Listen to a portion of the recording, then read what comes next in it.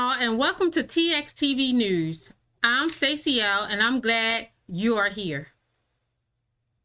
And I'm Anson. We're reporting the stories that matter, the voices that deserve to be heard, and the truth behind the headlines. On today's show, ice raids in California spark outrage. Devastating floods hit Texas, and one woman holds it down solo at Burger King. Yep, that's the one that's going to get you feeling something. So let's get into it. We began in California where an ice raid rocked the community at MacArthur Park. Federal agents swarmed the area, sparking fear and confusion. Stacey, bring that up for.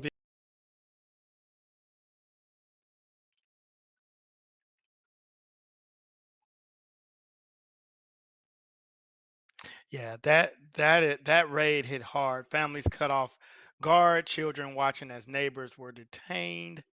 Um, just a tough situation to watch in the middle of the day. Bright it is, and it's turned into a military state. I mean, I hate to say it, there are things that should not be done at home. It should be reserved for foreign threats, not in the comforts of our own neighborhoods. I wanted to read Stacey on this point.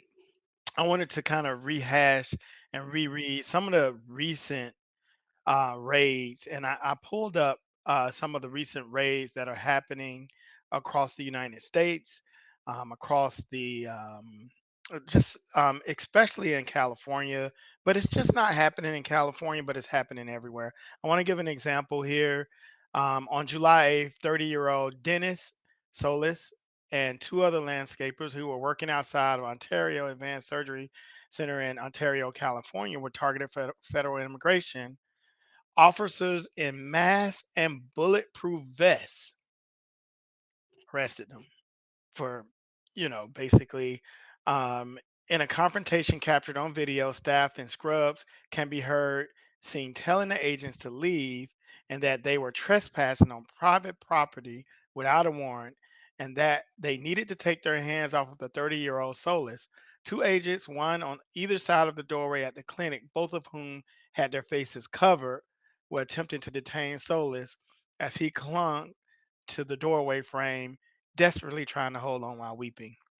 Now, can you imagine you're working and your coworker, two people show up in masks with bulletproof vest on, heavily militarized people, like with no ID, really no identity. They just show up just and start arresting one of your coworkers. Stacey, how would you feel about that?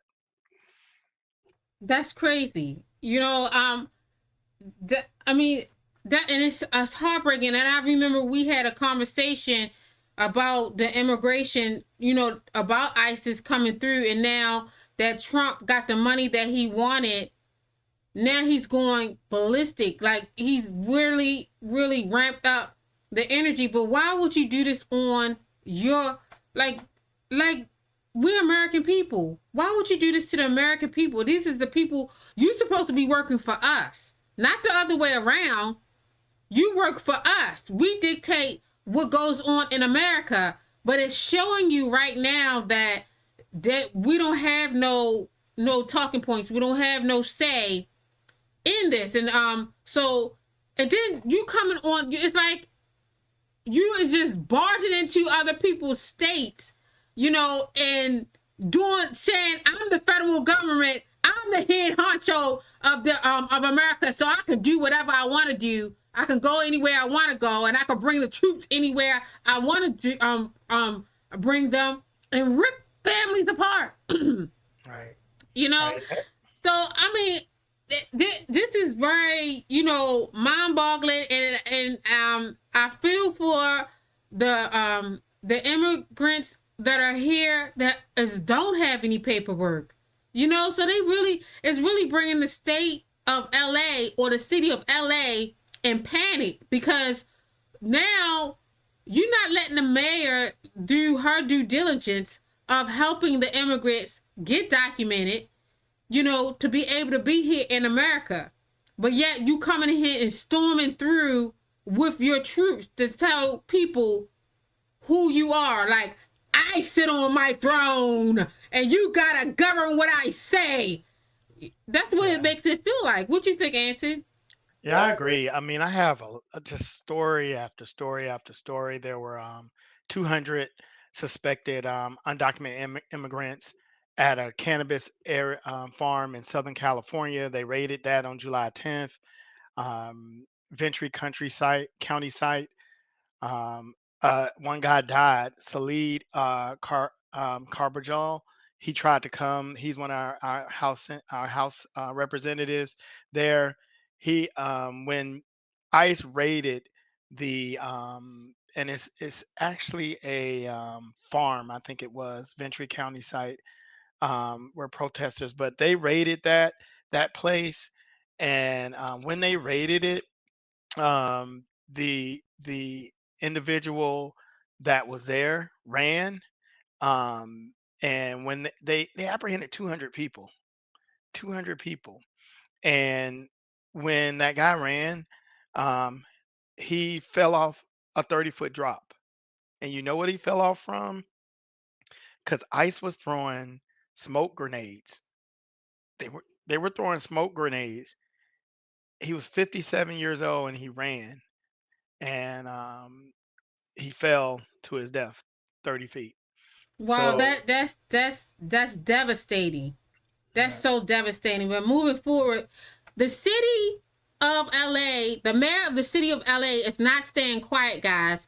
The mayor came forward strong, signing an executive order to shield residents for federal overreach. And check this out. We have a little bit of footage here from the mayor. Yes, on scene signing the executive order. And I want you all to check this clip out right here, right now. It's represented by the people who are standing here with me. So the organizations that are represented, and some you will hear speak today, CHIRLA, the Salvadorian American Leadership and Educational Fund, the Asian Pacific Islander Equity Alliance, Community Coalition, Inclusive Action, and SEIU USWW, continuing the tradition of solidarity in our city. I am here today to sign an executive directive, and I just want to point out the irony for a minute, that there is a need for me to have an executive directive to help our city understand how to protect itself from our federal government. Just let that sink in for a minute.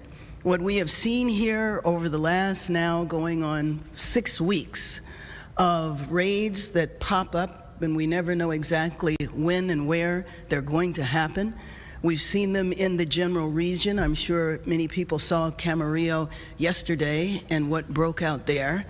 We saw MacArthur Park earlier this week, which I think now, after all assessments, it is viewed as just a display of force, just to put the city in its place, to say we are the federal government, we can roll out troops whenever we choose.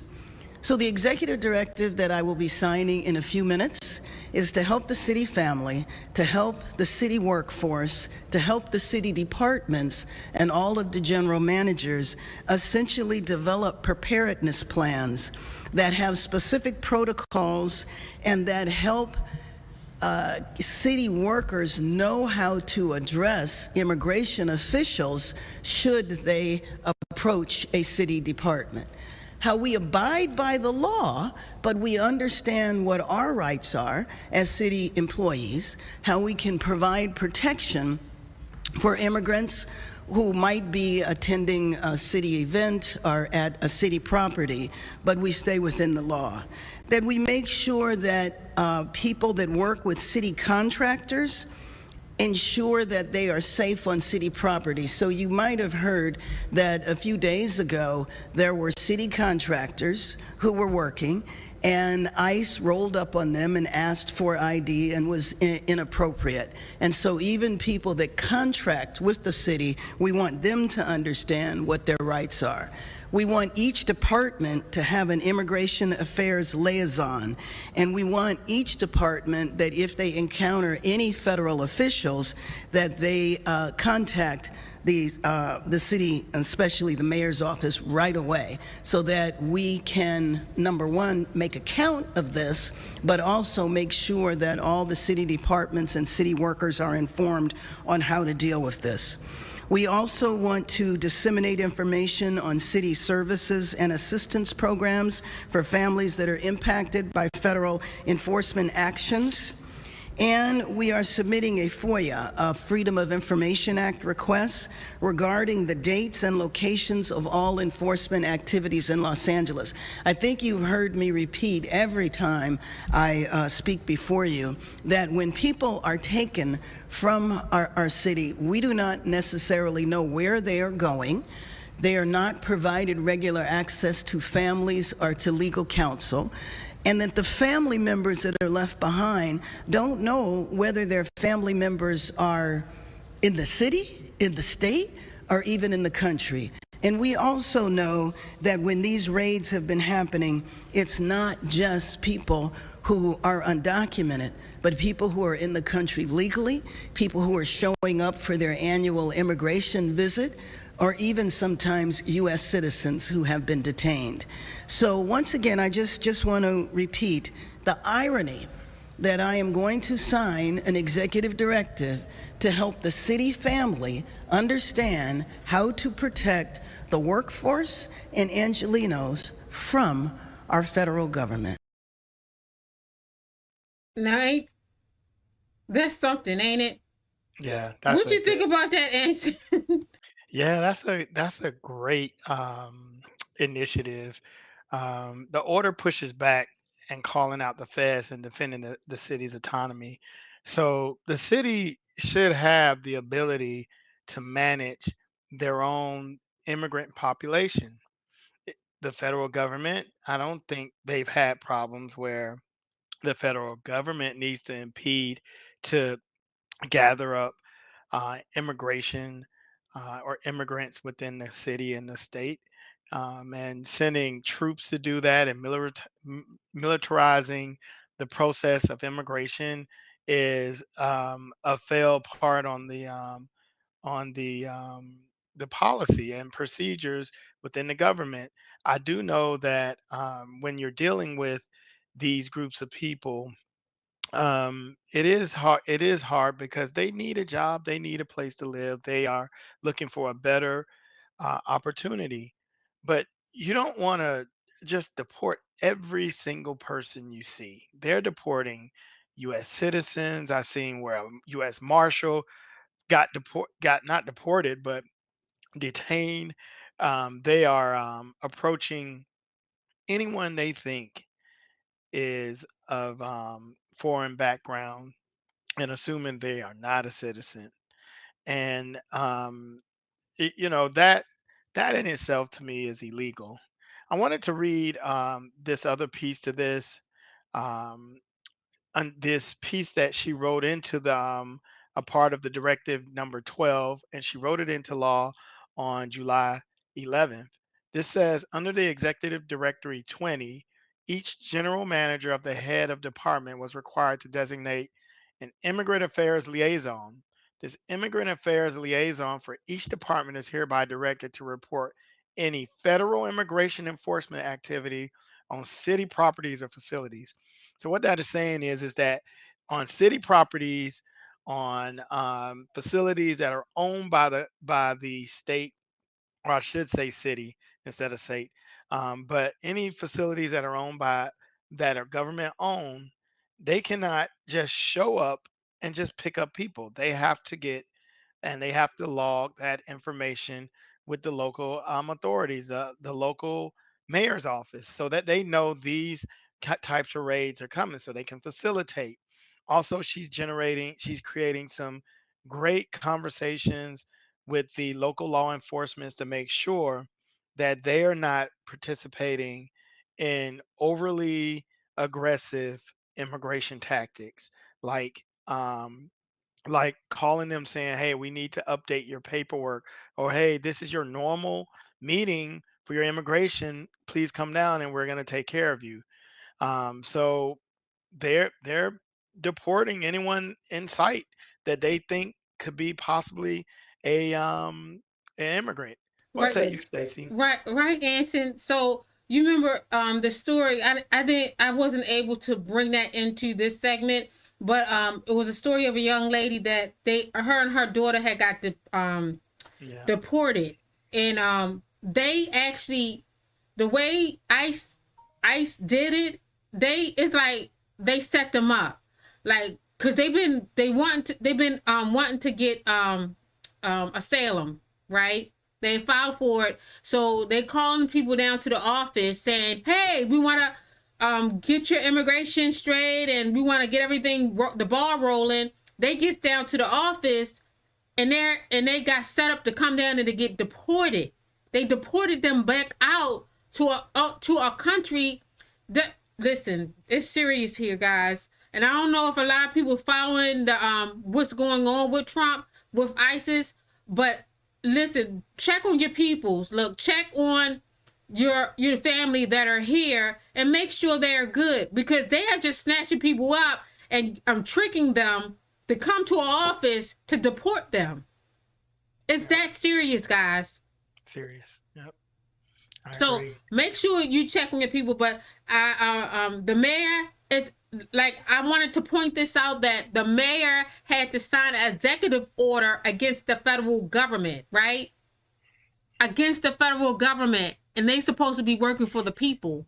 She had to create an executive order against the federal. Let that sink in for a minute.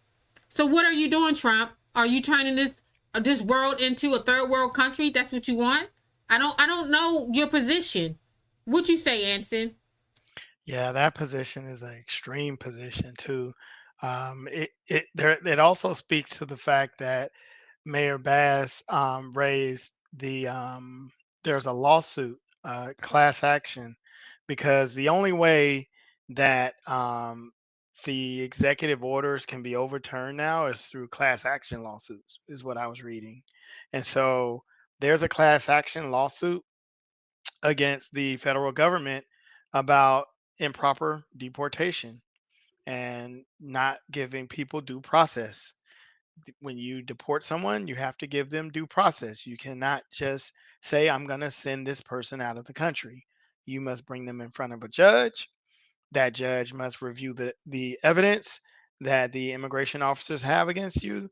If you are determined to be illegally in that, and if that's the case, and if there's no remedy, then you get deported.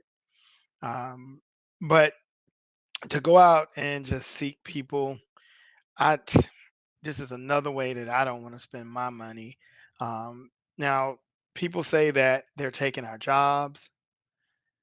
I don't know what type of job you can get without a social security number, but it's not going to be a favorable job. It's not going to be a good job.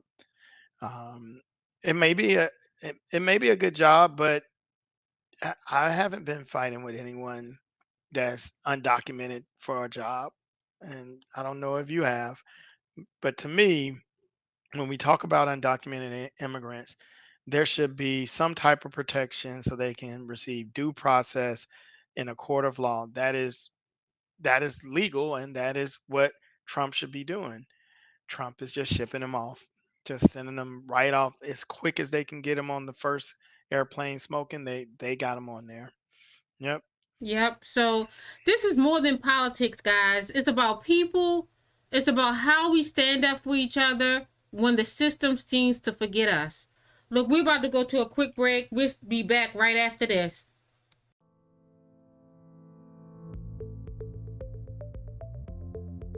Do you need a creative and professional flyer design, or maybe a unique logo design or website design? Call Awesome Flyers 770-765-5486. They will make your brand look good. They create and design professional promo videos, commercials, flyers, t-shirts, logos, just to name a few. Call Awesome Flyers today, 770-765-5486, or visit their website, awesomeflyers.com. Let them make your brand look good. Call today, 770-765-5486.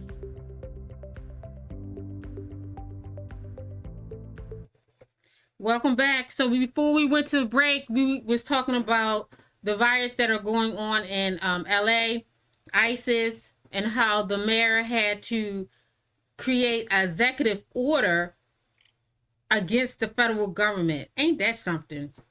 But make sure you keep on watching TXTV News, where truth meets community. Don't miss Boss Lady Fridays, guys, at 7:30 p.m. Eastern on Total Exposure TV. Join our WAP community to be the first to know about events, interviews, and opportunities to grow your brand. Subscribe to our YouTube channel. Subscribe, because we're trying to get our ratings up so we can be able to get monetized, guys. And then this will be able to get further out to the audience that we're trying to reach. So go ahead and subscribe to our channel and join our community. I will be doing Boss Lady Friday soon, and then I will be bringing back giveaways. Yes, I know everyone loves giveaways, like to win something free. So make sure you go ahead and sign up to our Total Exposure TV community so you can stay in the loop of everything that's going on. Now let's get to Texas, where the city of Kerrville is still reeling from a massive flood that turned calm streets into rivers. Yeah, Stacey, that is a major issue over there in the flood area. The worst part about that, according to the mayor, the warning never came. There were no alerts, no time to evacuate, just water rising fast. That's what he said. But I think we have a different take on it, Stay. And but I want to talk about the mayor and his response. And I want to get into him saying, "Hey, in Kerryville, he said, hey, I got no warnings." He said, the night before I saw a commercial or a newscast saying it's gonna rain. I didn't think anything of it, and I went to sleep. I got a call at 5:30 a.m. and then from there it was what basically everything was done by his account. He said he never got, but when we look at the lieutenant governor, he's singing a different song. We see different feedback from the lieutenant governor versus the mayor. Stacey, do you have any of those clips we could see? Yeah, so with the lieutenant governor, is that the one, lieutenant governor or the mayor? Yeah, let's run the lieutenant governor first, Okay. and I'd like to see that one. Yep. So the weather forecasts were all over the map, from a few inches to possible flooding. And I had my first contact, I believe the governor left the state Tuesday or Wednesday. I'm not exactly sure, but I had a contact on Wednesday of potential heavy rain, potential weather, somewhere in a very large area of Texas. And so that was the first contact. And then on yesterday, I guess it was Thursday, there was a 10 o'clock weather call, and that call goes out every day at 10 o'clock, and judges and mayors are invited to be on the call. 10 a.m., yes, sir. And so that call was put out, and then just to double down, again, I mentioned Jay Hall, the region director. He went out personally and made sure everyone on the local officials were aware there could be flooding, and it could have gone somewhere else. The storm could have moved 20 miles somewhere else. But everything was done to give them a heads up that you could have heavy rain, and we're not exactly sure where it's going to land. Obviously, as it got dark last night, we got into the wee morning of the hours. That's when the storm started to zero in.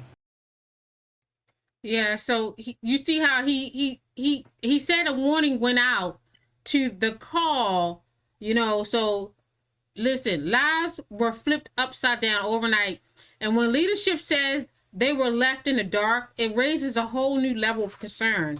But you hear here that he said the call went out to all the mayors, the governor, the mayor, and the city officials, it went out. They had a call that went out. So now remind yourself when you hear this next clip of the mayor of Kerrville saying what he says. So let me roll into that clip. Wait a minute, guys. Let me get it up. But this is crazy how they bouncing back and forth of, you know, the mayor of Kerrville saying that he never received the warning, or he never got the call. So remember that when you watch this clip. Honestly, I individually did not receive a warning in time. When I woke up, I got a call from the city manager. I got up. What time was that? Oh, goodness. 5:30-ish. I can look on my phone, but about 5:30-ish. I went downtown and I looked at the river, and it was already, our Louise Hayes Park was already inundated. That was the first time I knew. This is still one of the most flood-prone areas in the country. What are the biggest questions you have moving forward to keep your residents safe? Well, I'm an older person, and I was born here, and I've seen many floods. And if the conditions are right, like this one was, they're devastating. But floods are common here, and people who are from here have learned to be aware and to be vigilant. The problem, of course, July 4th weekend, we had a lot of visitors. And of course, we have the summer camps. I can guarantee you that my friend Jane Ragsdale at Heart of the Hills Camp for Girls, I was a camper there many years ago. my daughter was too, and Dick Eastland at Camp Mystic, they checked the weather too that night. I'm sure they did. They did every night. And they both passed away helping others. So you see how he said he never received the warning in time, but the governor actually gave a timeline of that they did issue the warning. What you say on this, Anson? Yeah, that I can't stand with the mayor on his feedback. It was clear that the lieutenant governor says that they have an early morning 10 a.m. meeting where they get on a call and they give the mayors and the judges the ability to make a decision on whether you should evacuate. And they do that every morning at 10 a.m. Now, they did that at 10 a.m. on Thursday. And Thursday, they recommended people evacuate, that it's going to be possible heavy flooding 10 a.m. Now we're going from Thursday 10 a.m. in the morning. Now we go all through the night, and then Thursday night he says he looked at his TV, and he said that in the video he said that I saw that it was a little bit of rain and I went to sleep. And then I got woke up at 5:30 in the morning on Friday. That and by then it was too late. Well, yeah, it was too late at 5:30. At 5:30 a.m. when they told you to get out at 10 a.m. the day before. Um, yeah, it definitely was too late. And I checked the Texas disaster, the government site, the tdm.texas.gov press release. They released they released it on July 3rd. I checked it. There was a state emergent activates additional state emergency response resources for rain and flood threats. I can share my screen. Is it okay if I share my screen? Go ahead, Anson, and Okay. but as we talk and get that together, because I have to bring it over. But my concern for this, for the Texans, for the mayor saying he didn't get a warning in time. So, of course, we read recently that they didn't have no sirens, like a flood warning sirens, because it just, what was it, Answer, that they put it in a bill or something that they wanted FEMA to pass, but they didn't pass. And I think they've been trying to get that passed for about 20 times now. Is that right? Yes. There was 24 times that the sirens came up on previous town meetings and votes, and every single time it was never voted in. And so in that same video, if you watch that video, and we'll put some links to the video at the bottom of our show so you can watch the whole video. But in that video, at the end, towards the end of it, he said that um, the he didn't know if they would be implementing any sirens. He had never seen anything. He was just like totally just I didn't know. He was like, I don't know anything. Another thing that got me about him, he said, well, they asked him, they said, hey, well, what are you gonna what is the preparedness, why weren't you prepared, and what is the next things you're going to do to make sure you're going to be prepared? And he was like, I don't know, I'm not that type of professional.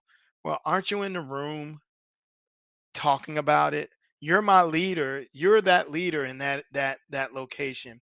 If you're that leader in that location, why aren't you having those conversations? It sounds like to me you're not having those conversations. You don't believe in weather issues or you know um no one the Republicans, they have a problem believing in global warming. It's obvious that we have very bad weather swings. It gets worse and worse every year, but the Republicans refuse to accept it. They just cut FEMA by almost what 30 or 40%. They just cut the weather service that issues those warnings. Trump just cut all of that. They now there is a release that's saying that the cuts are affecting the response time in that, and that wasn't true because the cuts don't come till October. Now there are some the early cuts that they did from what I read, but it's still a little early to tell if the cuts were the culprits because they still were fully staffed at that location. When I read up on the San Antonio location that reports does the National Weather Service reporting for that area, their staffing was good. They weren't affected by the layoffs, so we can't necessarily blame it on Trump's layoffs and his cutting. But what we can do is say, hey, in our future preparedness in other areas where we're having fires in California, where we're having and remember when the fires in California came, the deaths came, they blame Democrats. Now there's 130 people that died so far, and there's 90 people that are missing. They don't know where they're at. So we potentially have over 200 people that are missing from this flood, from what we know. Now, So here go your screen, Anson.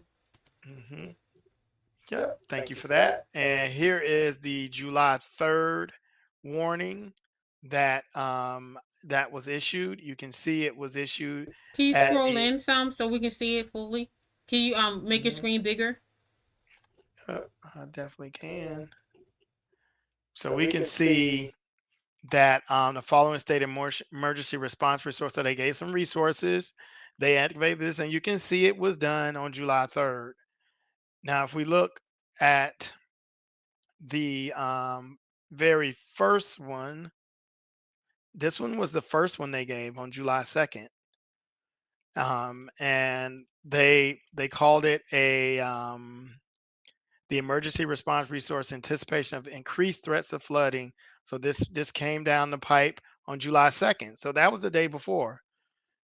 And so if I come down here and I look at, let me see if this is the next one in line, then we can see Governor Abbott in the aftermath um, creating some type of declaration to help. And you can also see another thing they did is the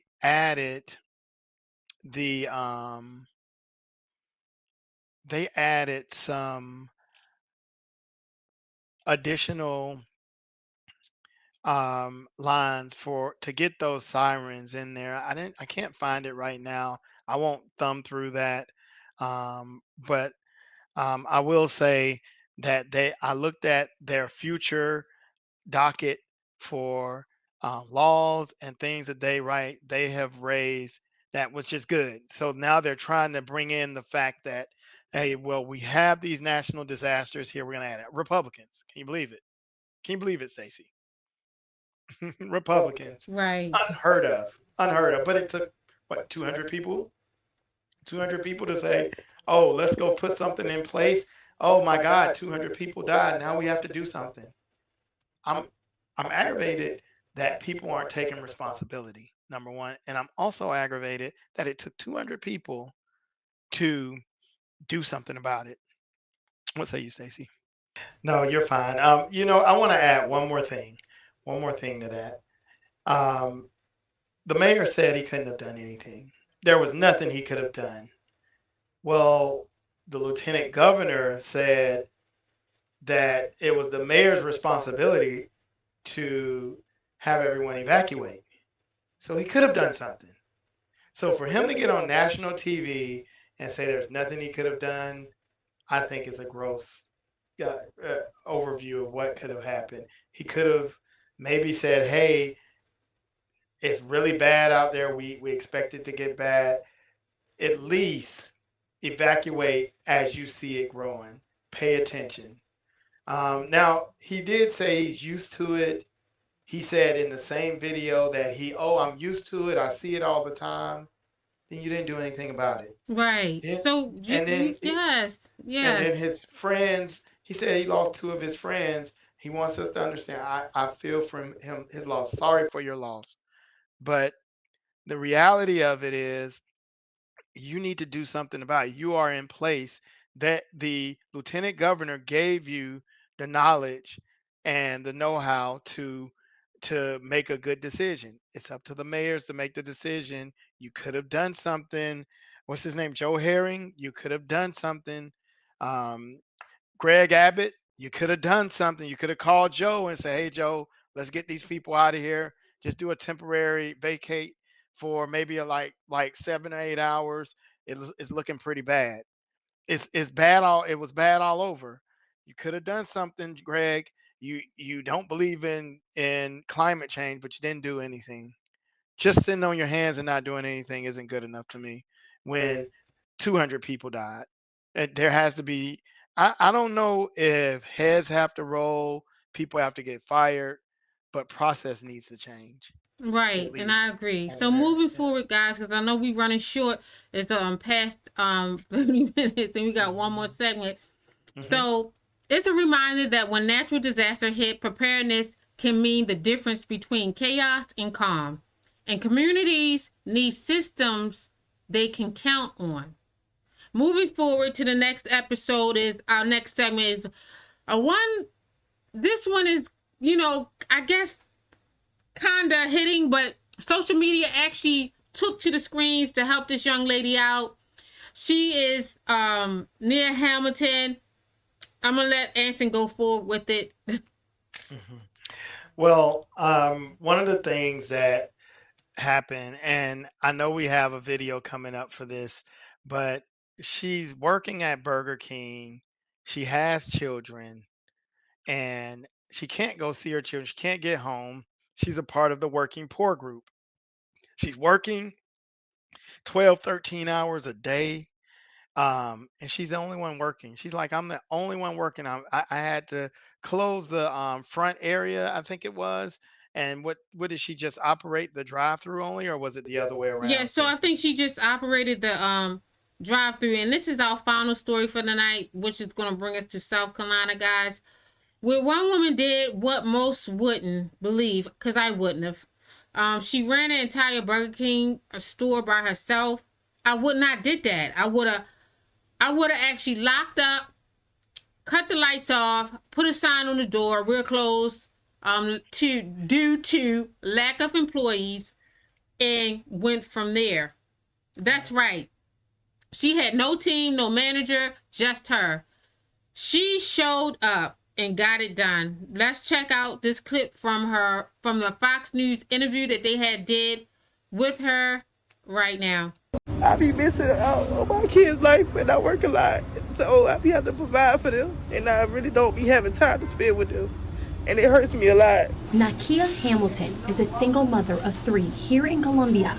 She works 12 hours plus to provide for her children, even if that means doing it all by herself at this Burger King on Broad River Road. One of my employees just quit on me and they ain't had nobody else to come in. So I had to work by myself, had to close by myself, had to do the dishes, do prep, do the floor, do front counter, drive through. Though I end up shutting down drive through and let people come in because it's too much trying to run and take orders and got to run back. So y'all need to get her some help up in here because she busted her behind. She's doing everything she needs to do to make sure everybody is okay up in here. In this TikTok video, you can see Hamilton working by herself, and thousands of people on social media had questions. And then last night I closed again by myself last night. I finally got help today.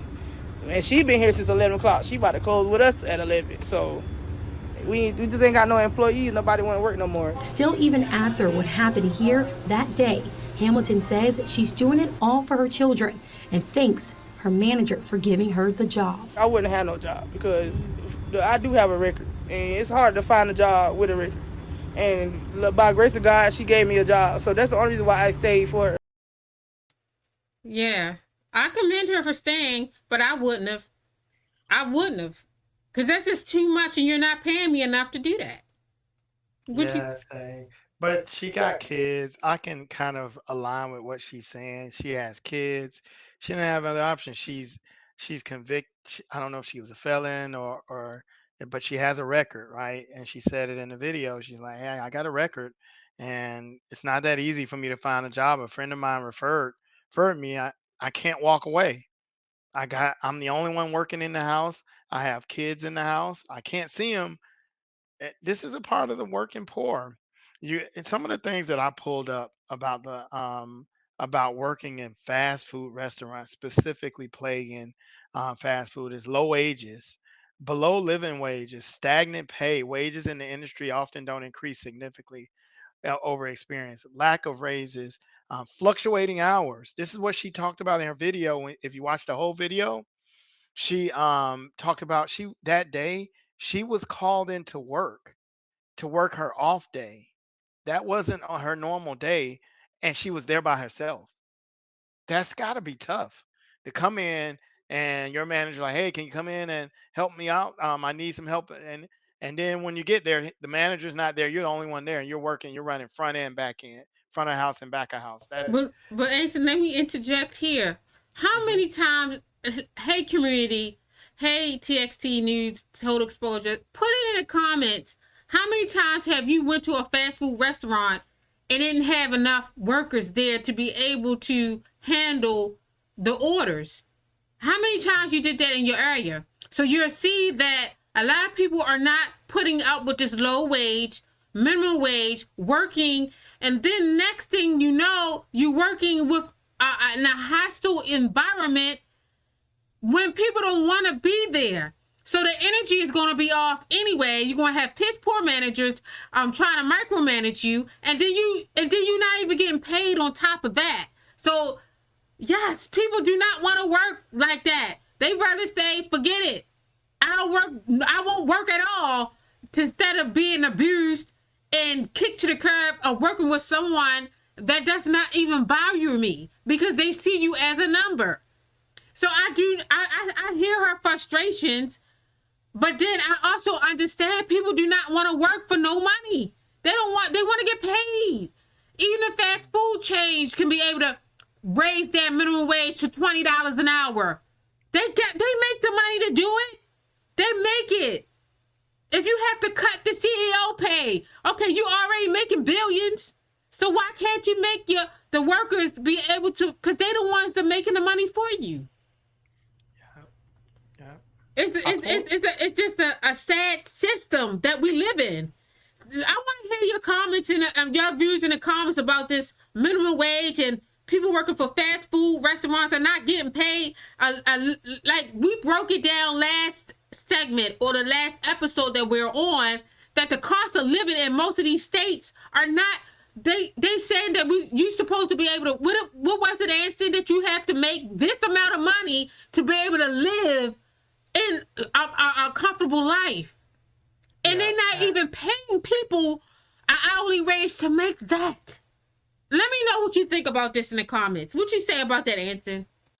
Yeah, I remember that calculator that I pulled up from MIT for that was Philadelphia when we were covering the living wage for the different groups. But I wanted to put that's a good point, Stacy. Like bringing back the South Carolina minimum wage. I'd like to see that. Do you know what county that was in? I'll pull that up. Could you tell me that while you're looking at that? I wanted to talk about also too the minimum staff. I don't want to jump around too much though, but I'll jump to the minimum staff. And if you could tell me what county she's in, I'll pull up there the living wage amount. The Burger King staff, they say that you should have a minimum of 4 to 5 people on a quiet day. And most shifts have around 5 team members, with morning crews having 10 and night shift closers having 6 to 8. Now, that was quoted on Indeed. That's based on other people's experiences. It isn't a complete science. The franchises have the right to employ as many people as they want at the different shifts because they own those. And you need to be a franchise of Burger King. I checked it. You have to be have a net worth of a half a million to I think it was $3 million, $2 million, something like that, to get a franchise. So the people that own it are doing pretty well. They have to have liquid assets on top of the half on top of no, it was $1 million worth of cash and it was 500,000 worth of assets. So the people that own these restaurants are in really good shape. They're not in any duress. They can hire people. They can probably pay more people. Yeah, Um, the thing is not hiring. It's the thing is the pay. Who want to mhm. sit in a hot kitchen making $7 an hour? What is minimum wage, Anson? What is minimum wage?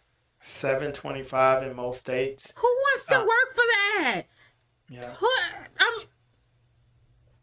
who can Well, live off of that? No one. You have to nobody. Yeah. have 3 or 4 jobs to be able to live out here in the society. The whole programming system is so screwed up. Um, they need to go back to the drawing board and they need to pass the. It's just I can't really even go into what I want to say, but people don't want to work for nothing. Yeah. That's just highway slavery. It's just you it's just what is it? What is it? You working $7 an hour? That's just ugh. I'm gonna pull up. Let's see. And I couldn't find um the exact place she lived. It was Ione, South Carolina, but I'm just I thought it was but Richland County. Richland County, South Carolina. was it Richland County? Yeah, Okay. Richland I County. can pull up. Okay, so Richland County, let's talk about it. So if you're one adult and you have 0 kids, a living wage is $21 an hour. That means you have to make $21 an hour. That is about $40,000 a year. $21 an hour. The poverty wage is $7.52 an hour. That's 20 cent over or 30 cent over minimum wage, which is 7.25 in South Carolina, which the Republicans refuse to raise. They refuse to raise the minimum wage because the state says, "Oh, that's the federal's responsibility." And then the federal turns around and says, "Oh, well, that's not our problem. It's the state's minimum wage. They should set the minimum wage." And they pass it back and forth as a Republican talking point. And they say, "Hey, we're doing what we're supposed to do in the state, the federal isn't doing what they're supposed to do." Then when you turn to the federal says, "Oh, well, I'm doing what I'm supposed to do. It's the state."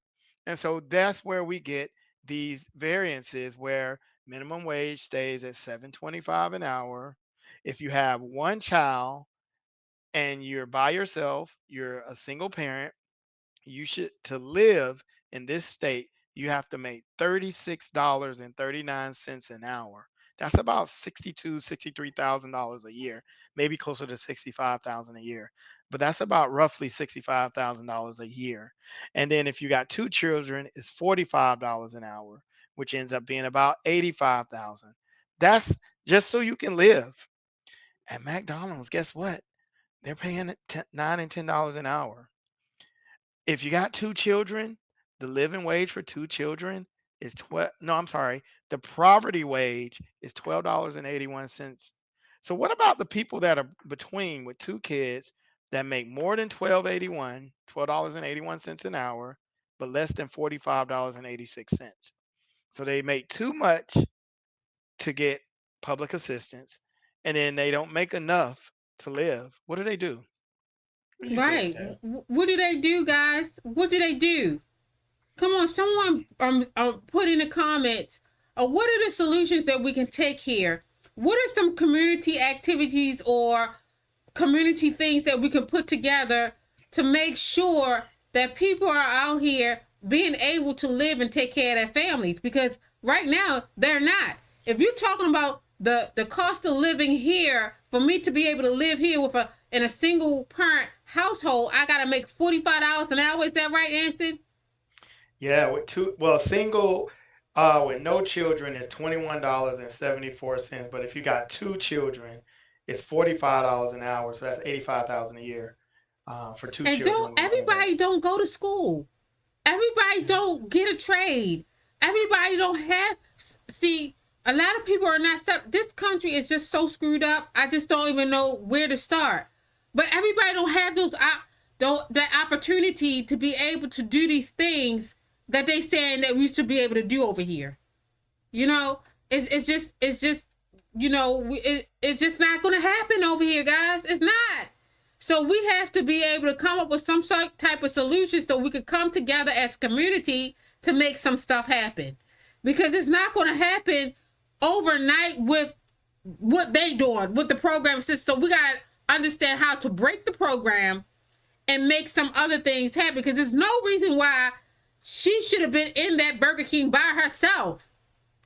Yeah. There's no reason why she should be in that Burger King by herself working when you have people out here that want to work, but they're just not making the money to work. It's like, okay, $7 an hour. Have they thought about how are they gonna get back and forth to work? How about if you're working a 40-hour shift at Burger King making $7 an hour, how much is that gonna go into your transportation getting to the place? Yep. Yep. I agree, Stacey. I'm sharing the screen if you want to put that up on the screen for the living wage calculator for the Richland County from MIT, and you can see the spread here. The bottom Make chart is it your make it a little typical bit bigger, expenses. Anson. Screen larger. Yeah. So you can see the living wage is going across per hour. You can see the poverty wage. This is where you qualify for these infamous food stamps, these infamous yeah, entitlement programs that people are so mad that people get. But look at how much money they're making. Look at the people that qualify for these. They're making 10, 12, 13, 14 an hour. And now they went out and passed this law to say, hey, you gotta make a certain amount of money to to even use these programs. So looking at this chart, you know that if you have children, you're almost not gonna make it. You're gonna borrow. You're gonna you're gonna struggle. And you can see she even said it. She said, "Hey, I work 12 hours plus just to make ends meet." There's no end to it. She doesn't get a break. She doesn't get a raise. She doesn't get a promotion. She doesn't get, and they might promote her to manager after this has went viral. But look what it took. Why isn't how and why is it that their pay is so low? Why is that? That is what needs to be addressed. And from a federal or a state level, our politicians need to get themselves together because this is unacceptable. These rates down here and here are unacceptable. And there are people who have rehabilitated. She said she went to, she was incarcerated. She got out. She did her time. So why is it that she's not able to get a working living or a living wage job? Why? So if you Right. do something in society, you say you pay your bid, you still can't live though, and that's a problem in our system. No one's addressing it though. No Yeah. one's addressing it. Go ahead, Steph. Exactly. Exactly. Her story is inspiring, but it shouldn't have to be this way. Burnout, staff shortages, and low wages are real. Yep, yep, I agree. Yep. I stopped sharing. Shout out to her hustle, but let also ask the bigger question. Are we taking care of the people who take care of us? This story touched me, guys, because behind every fast food window, there's a human being just trying to survive and shine. So be nice to that person that's standing behind that window. Don't be upset if you got your order up messed up it didn't come out right. Look, they working.